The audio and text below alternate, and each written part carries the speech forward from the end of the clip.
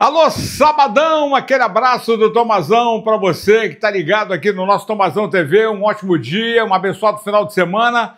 Pois é, chegou a hora, sábado, véspera do último dia de atividade profissional para Remo e Paysandu, porque os dois vão fazer os últimos jogos da atual temporada 2025. O Paysandu, uma temporada que ele precisa esquecer, porque está se reconstruindo, e o Remo que joga a vida no jogo contra o Goiás neste domingo no Mangueirão. Poderia ser diferente, por causa de um pontinho, né?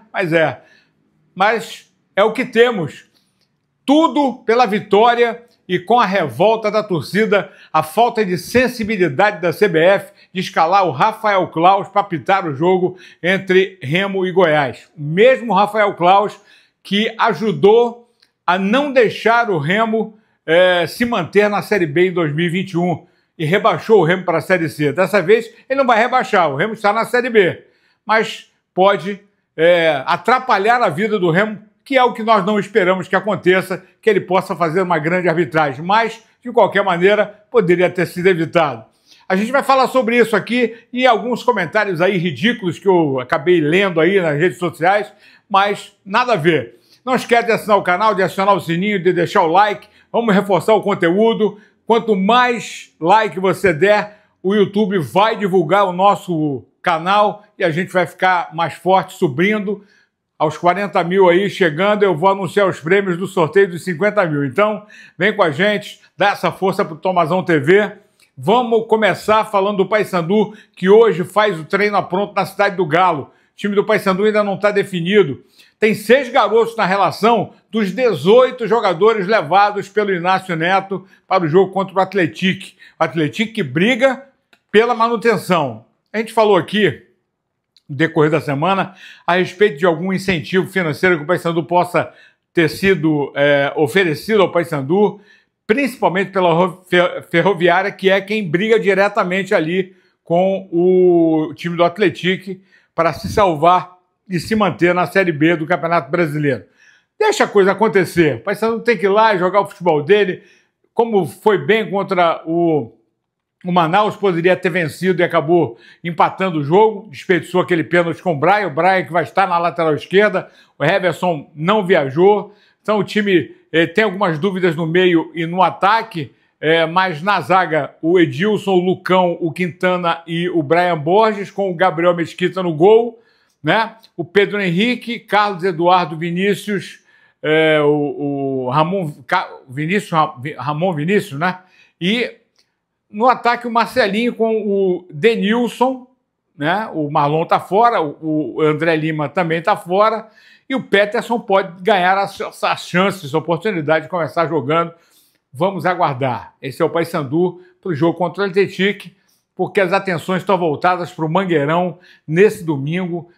Remo e Goiás. Eu já ouvi tanta bobagem, cara, mas tanta bobagem. Quando a gente fez o vídeo ontem anunciando, lamentando inclusive, porque assim, a CBF pode evitar determinados desconfortos, uma sensação de instabilidade. A arbitragem já está tão ruim no Brasil e você provoca, né, determinadas situações. Por que não botou o Daronco para apitar o jogo do Remo e mandava o Claus para apitar o jogo do Paysandu? Tudo bem, é o Claus que vai apitar. Então que ele venha, que ele cumpra a regra, que ele faça o trabalho dele. Agora, que ele vai estar pressionado, vai. O Remo soltou uma nota oficial ontem à tarde, repudiando a escalação do Rafael Claus, que todo mundo sabe, prejudicou o Remo sim em 2021. Assim como o Voaden sacaneou o Paysandu, né, em 2016, 2017, né, não deixou o Paysandu subir para a Série B, manteve o Paysandu lá na Série C, naquele jogo com o Náutico. Então, da mesma forma que a gente colocou lá o Voaden, está colocando hoje o Rafael Claus, porque parece que não querem que o futebol do Pará evolua, que não quer que o futebol do Pará cresça. Esse é o nosso sentimento. E o torcedor hoje do Paysandu que está zoando, é choro antecipado, não tem choro, cara, é colocação, é opinião e deve ser respeitada, né? Se fosse o Paysandu, estaríamos falando da mesma forma. Se fosse um Voaden para apitar um jogo decisivo como esse, né? Então, inteligência, age com a cabeça, não é com o coração que se age, é com a cabeça. Tem que ser inteligente para interpretar as situações.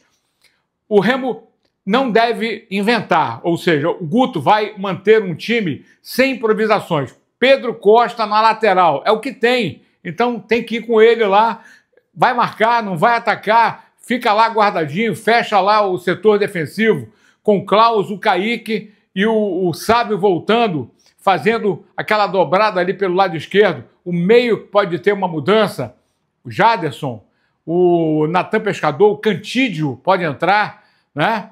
Então, eu prefiro me resguardar, deixar o Guto anunciar o time, com o Janderson no ataque, com o João Pedro, com o Pedro Rocha, o atacante, que fala com a gente aqui. Sentimento de foco total, de acreditar que as coisas podem dar certo. Se até agora as coisas seguiram dessa forma, o Remo pode sim chegar à Série A do Campeonato Brasileiro com uma vitória diante do Goiás nesse domingo.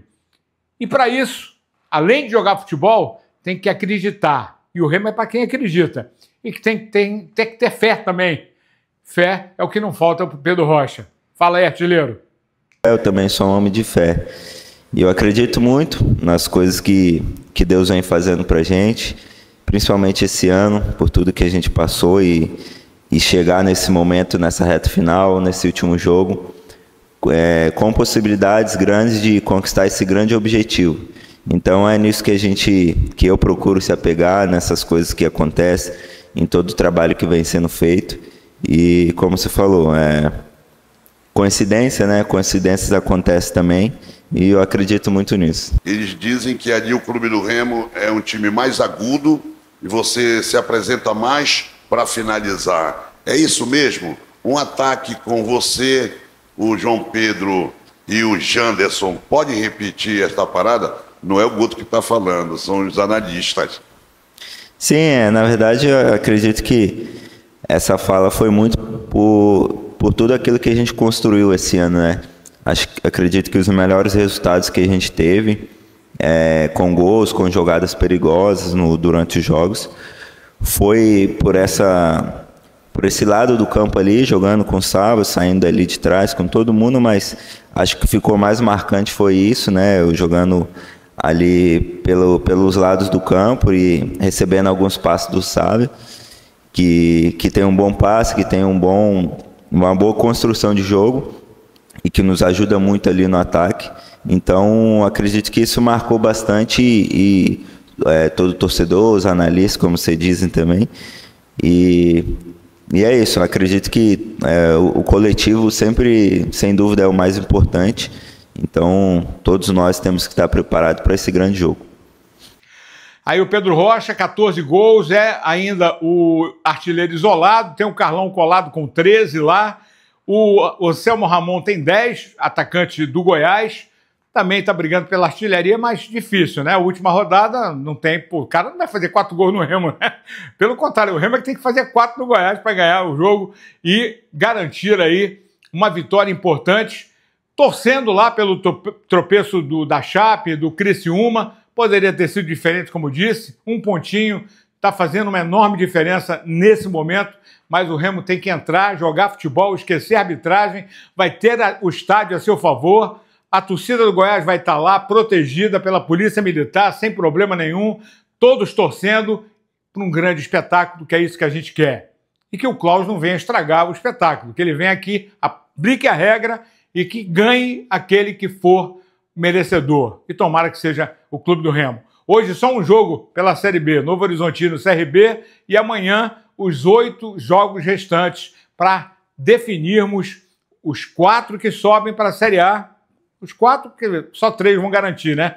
O Curitiba já está lá. E quem vai cair, juntamente com o Paysandu, Volta Redonda e também o Amazonas. Sabadão! Aquele abraço do Tomazão. Até amanhã.